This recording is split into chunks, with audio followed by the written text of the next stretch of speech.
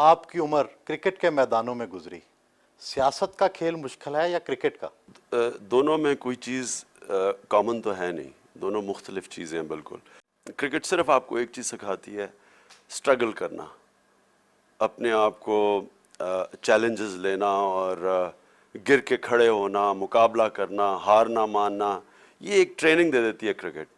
اور وہ کام آتی ہے دنیا میں، آپ کوئی بھی کام کریں، مثلا کینسر ہسپتال میں بڑے بڑے مشکل مرحلات کا سامنا کرنا پڑا، لگا کہ کیسے پیسہ اکٹھا ہوگا، ہسپتال کیسے بنے گا، لیکن ایک اسپرٹ جو کرکٹ سے جو ٹریننگ تھی کہ آخری گیند تک ہارنا ماننا، وہ ساری زندگی میں کسی بھی شعبے میں انسان چلا جائے کام آتی ہے۔ تو میں سمجھتا ہوں کہ میری جو پالیٹکس میں جو میری ٹریننگ کرکٹ نے کی تھی، وہ اگر نہ ہوتی تو شاید میں کبھی پالیٹکس میں آتا ہی نہ۔ کرکٹ کی زندگی میں صحت اور ورزش پر بہت زور ہوتا ہے، جبکہ سیاست میں لوگوں سے ملنے میں بہت وقت لگتا ہے۔ آپ یہ دونوں چیزوں میں جو اختلاف ہے، اس کو کیسے آپ نے حل کیا؟ دیکھیں، جب آپ کا ایک مقصد آ جائے نا، تو پھر زندگی مقصد کے ارد گرد گھومتی ہے۔ پہلے یہ نہیں کہ میرا یہ زندگی کی روٹین ہے تو پھر مقصد بنایا جائے، پہلے مقصد آتا ہے، پھر زندگی کا آپ اپنی اس اڈاپٹ کرتے ہیں اس کے مطابق۔ کرکٹ میں کبھی کسی سے ملتا ہی نہیں تھا، میرے 3-4 دوست تھے، ساری زندگی میں نے ان دوستوں کے بیچ میں گزاری، اور کسی آدمی سے میں ملتا ہی نہیں تھا، اور نہ مجھے شوق تھا اور نہ مجھے ضرورت تھی۔ اور جب پالیٹکس میں آئے تو اب اس کا بالکل الٹا حساب ہے، زیادہ لوگوں سے ملا اب، اور سارا دن ہی لوگوں سے ملنا ہے، اور جو وہ ایک باہر آؤٹ ڈورز یعنی کہ فزیکل فٹنس، باہر زیادہ رہنا، آفس میں نہ بیٹھنا، اندر نہ گھروں میں نہ بیٹھنا، تو وہ بالکل الٹا ہو گیا۔ لیکن جس طرح میں نے آپ کو کہا کہ ایک مقصد ہے، اور اس میں پھر اپنی میں زندگی کوشش کرتا ہوں کہ کبھی کبھی ایکسرسائز بھی کر لوں، کبھی کبھی پہاڑوں پہ ٹریکنگ کر لوں جس کا مجھے بڑا شوق ہے۔ لیکن ظاہر ہے وہ جو میری پہلے زندگی تھی وہ اب میں نہیں چلا سکتا اس طرح۔ کیا آپ کسی خاص قسم کی خوراک استعمال کرتے ہیں اپنے آپ کو فٹ اور سمارٹ رکھنے کے لیے؟ نہیں، کوئی خاص قسم کی خوراک نہیں۔ ناشتہ صرف میں بس ہمیشہ لائٹ کرتا ہوں، فروٹ اور دہی۔ دیسی کھانا مجھے سب سے زیادہ پسند ہے، دیسی مرغی، دیسی گھی، دیسی روٹی، پھل، دہی، تو کوئی خاص خوراک نہیں۔ انتخابات کے دوران آپ وی آئی پی کلچر کے خاتمے اور بڑی گاڑیوں کے استعمال کے خلاف باتیں کرتے رہے، اور آپ خود بڑی گاڑی میں سفر کر رہے ہیں، یہ تو بڑا تضاد ہے۔ وی آئی پی کلچر یہ ہے کہ پبلک کے ٹیکس کے پیسے سے حکمران طبقہ عیاشیوں کی زندگی گزارتا ہے۔ پبلک کے ٹیکس کے پیسے سے بڑے بڑے محلوں میں، بڑی بڑی گاڑیوں میں، پرائیویٹ جہازوں میں، بادشاہانہ رہن سہن، یہ ہے وی آئی پی کلچر۔ یہ وی آئی پی کلچر نہیں ہے کہ میں ایک آدمی ہوں، اپنے جائز طریقے سے پیسہ بناتا ہوں، اپنی ٹیکس دے کے پوری محنت کر کے ایک اپنا ایک سٹینڈرڈ آف لیونگ لیتا ہوں۔ یہ تو مجھے قائد اعظم محمد علی جناح اپنی ذہنیت سے، اپنی وکالت سے انہوں نے بڑا پیسہ بنایا اور جائیداد بنائی، لیکن انہوں نے جو پبلک کا ٹیکس کا پیسہ تھا اس کو ایک ایک روپیہ گنتے تھے۔ کہ کہیں یاد ہے ایک دفعہ ایک بہت بڑا انسیڈنٹ بار بار آتا ہے اخباروں میں بھی، کہ انہوں نے جانا تھا ڈھاکہ، تو کسی نے کہا جی چارٹر کر کے پلین چلے جائیں، تو انہوں نے کہا کہ نہیں، یہ ٹیکس کا پیسہ، وہ آرام سے ایک کمرشل ایئر لائن میں گئے، یعنی کہ یہ ان کو تکلیف تھی پبلک کے ٹیکس کے پیسے سے۔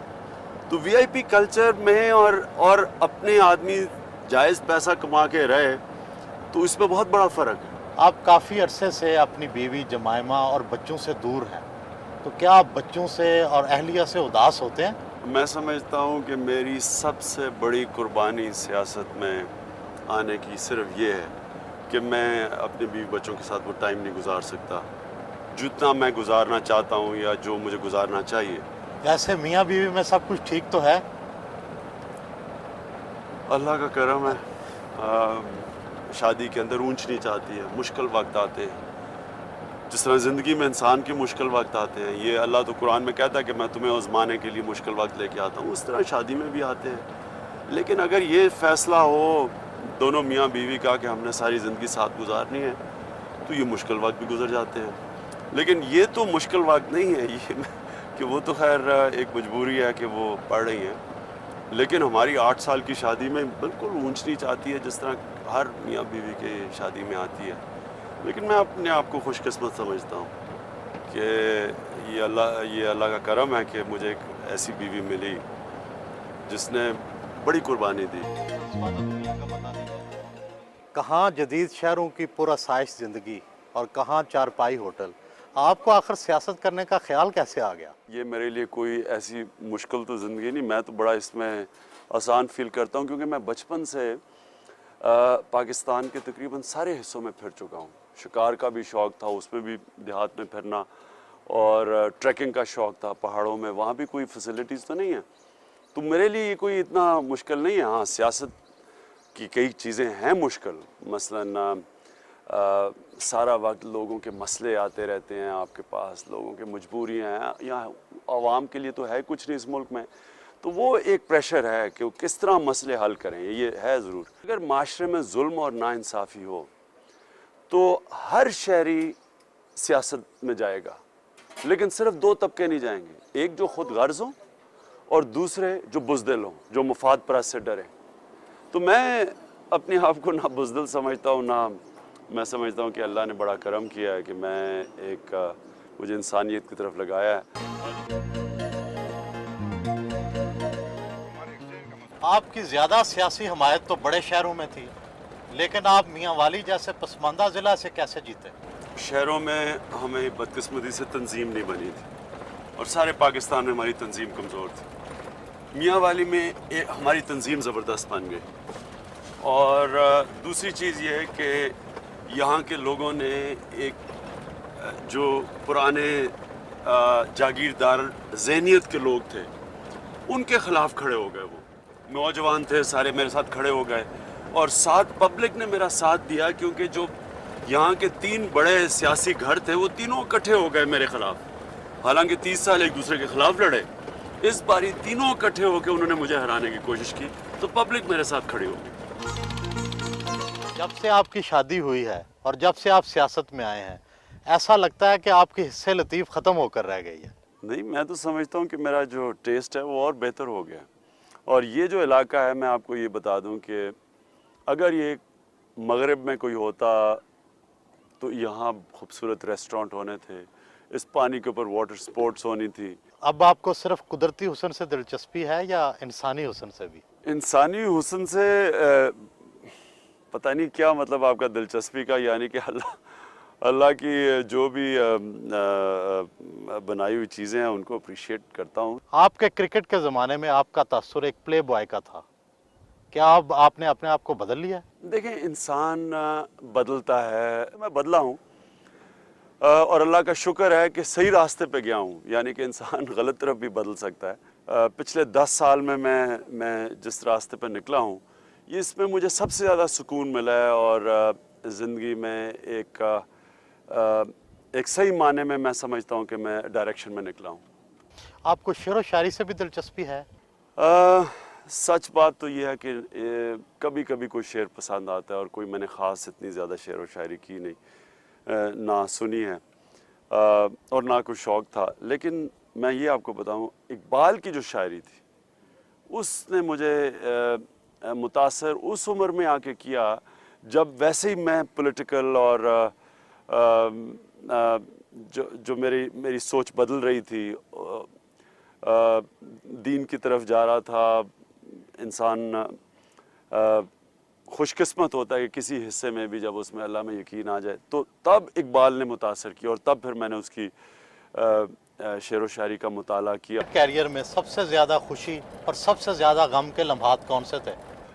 ایک تھا خوشی کا موقع جب ہم نے ہندوستان کو ہندوستان میں ہرایا، ٹیم ہماری کمزور تھی، امپائر ان کے تھے، ادھر جیتنا وہ ایک بہت بڑی اچیومنٹ تھی، اور اس کے بعد جو ورلڈ کپ جیتنا۔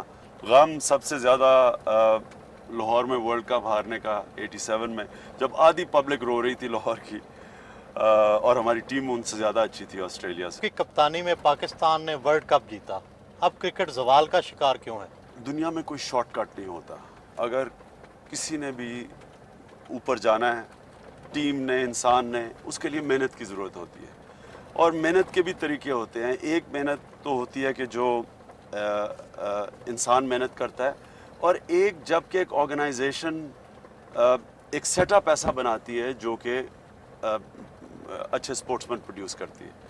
ہماری بدقسمتی یہ ہے کہ ہم نے ہمارے کرکٹ مسلسل جو بھی کرکٹ بورڈز آئے، کسی نے پاکستان کا جو کرکٹ سٹرکچر ہے اس کے اوپر محنت نہیں کی، سوچا نہیں کہ یہ جو سٹرکچر ہے یہ کسی کام کا نہیں ہے. پلیئرز نکل رہے ہیں تو اپنے ٹیلنٹ سے نکل رہے ہیں، اور اس سٹرکچر کا ان پلیئرز کے بنانے میں کوئی بڑا ہاتھ نہیں. سیاست میں آنے سے پہلے آپ پوری قوم کے محبوب کرشماتی ہیرو تھے. سیاست میں آنے سے آپ متنازع نہیں ہو گئے؟ دیکھیں، انسان دنیا میں اس لیے نہیں آتا کہ وہ ایک ہیرو بن جائے یا وہ ایک پاپولر ہو جائے. انسان کسی مقصد کے لیے زندگی میں دنیا میں آتا ہے، اور اس کی کوشش یہ ہونی چاہیے کہ میں اس دنیا سے جانے سے پہلے اپنے مقصد اچیو کر کے جاؤں، بجائے اس کے کہ میں کوئی ہیرو بن جاؤں، میں پاپولر ہو جاؤں اور پاپولیرٹی رکھنے کے لیے وہ کام ہی نہ کوئی کروں جس کی شاید معاشرے کو کوئی فائدہ ہو جائے. آپ انگریزی اسکولوں میں پڑھے، پھر آپ نے بیرون ملک کرکٹ کھیلی، اور پھر ایک غیر ملکی امیر دوشیزہ سے شادی کی، اور آپ دوسروں کو کہتے ہیں کہ پاکستانی بنو، اور غیر ملکی کلچر پر تنقید بھی کرتے ہیں. انگریزی اسکول میں پڑھا، اس لیے مجھے یہ احساس ہے کہ انگلش میڈیم اسکولوں میں جس طرح کی تعلیم دی جا رہی ہے، ہم مغربی کلچر کا ہمیں غلام بنا دیتی ہے، اور اس لیے میں اس کی تنقید کرتا ہوں. میں جب لوگوں کو کہتا ہوں پاکستانی بنو، میں اس لیے کہتا ہوں کہ جو بھی قوم کسی اور تہذیب کی ذہنی غلام بن جاتی ہے وہ کبھی آگے نہیں بڑھ سکتی، وہ پھر غلام ہی رہتی ہے. جہاں میں یہ کہنا کہ کوئی مغربی خاتون سے شادی کی، اس میں تو کوئی شک نہیں، لیکن دیکھیں میں مسلمان پہلے ہوں پھر پاکستانی ہوں، اور مسلمان کو ساری اللہ رب العالمین ہے، عالم کا خدا، سب انسانوں کا خدا ہے. کوئی بھی اس ملک میں آ کے رہنا چاہتا ہے مسلمان بن کے، بسم اللہ، اس میں تو کوئی تضاد نہیں ہے. آپ کو بے نظیر بھٹو اور نواز شریف کی عدم موجودگی میں 3 سال کھلا سیاسی میدان ملا، لیکن آپ صرف 1 سیٹ حاصل کر سکے. یہ تو بہت بڑی سیاسی ناکامی نہیں ہے؟ کامیابی کیا سیاست میں اور ناکامی کیا ہے؟ اب آپ کہیں گے کہ جو کاف لیگ ہے یہ ساری کامیاب ہے. میری نظر میں یہ فیل ہے. پیٹریوٹس نکلے ہیں، 10 پیٹریوٹس گئے ہیں حکومت کے ساتھ، 5 منسٹر بن گئے. تو وہ تو مجھے 1988 میں ویسی کامیابی تھی جب جنرل ضیاء صاحب نے مجھے آفر کیا وزارت. 1993 معین قریشی نے آفر کی وزارت. نواز شریف کی حکومت میں پہلی دفعہ جب آیا انہوں نے بڑا عہدہ آفر کیا. تو اگر یہی لینا تھا تو مجھے پارٹی بنانے کی ضرورت نہیں تھی. میری نظر میں یہ کامیابی نہیں، کامیابی یہ ہے کہ ہم نے اپنے اصول نہیں بیچے. پاکستان کی سیاست میں یہ ثابت کیا کہ یہاں ایسے لوگ ہیں جو بکنے والے نہیں ہیں، جو کسی چیز یا وزارتوں یا پیسے یا خوف سے اپنے اصولوں کو تو نہیں چھوڑیں گے. میں اس کو کامیابی سمجھتا ہوں. کیا سیاست اور فلاحی ادارے ایک ساتھ چل سکتے ہیں؟ اصل میں صحیح اسلامی ریاست ہے ہی فلاحی ریاست، اور جو کام ریاست کر سکتی ہے فلاحی کام، وہ کبھی عمران خان ساری زندگی لگا رہے، عیدی صاحب لگے رہیں، ہم کچھ نہیں کر سکتے. جو کہ ایک حکومت کر سکتی ہے، کیونکہ فلاحی ریاست ویلفیئر اسٹیٹ بنا سکتی ہے. جو آج آپ اسکینڈینیویا میں چلے جائیں، یورپ میں چلے جائیں، وہ ایک مکمل طور پہ فلاحی ریاستیں ہیں جدھر انسان کی بنیادی ضروریات کی ذمہ داری ریاست لیتی ہے. جنرل مشرف کی فوجی حکومت کے بارے میں بھی آپ کی پالیسی عدم تسلسل کا شکار رہی. کبھی آپ ان کے حامی رہے، کبھی ان کے مخالف. دیکھیں، ہماری پالیسی تو بڑی کلیئر رہی ہے پہلے دن سے. ہماری تحریک انصاف کی جو سوچ ہے اور جو ہمارا مینیفیسٹو، اس میں کوئی فرق نہیں آیا. جب لوگ ہماری پالیسی پہ چلے ہم نے ان کی حمایت کی، جب وہ اس پالیسی سے اترے جو ہمارے سے مختلف تھی تو پھر ہم نے مخالفت کی. آپ کس سال تک وزیر اعظم بن جائیں گے؟ یہ کہنا مشکل ہے، لیکن میں یہ سمجھتا ہوں کہ انشاءاللہ کامیاب ہوں گا. لیکن میں چاہتا ہوں کہ میں وہ وزیر اعظم بنوں جو جب وزیر اعظم بنے تو ملک میں اپنے مینیفیسٹو کو عمل میں لے آئے. وہ وزیر اعظم نہ بنے جس کے ہاتھ بندھے ہوں، پیچھے اسٹیبلشمنٹ بیٹھی ہو، وہ ڈکٹیشن دے رہی ہو، ایجنسیز ملک چلا رہی ہوں اور میں ایک پتلا بیٹھا ہوں.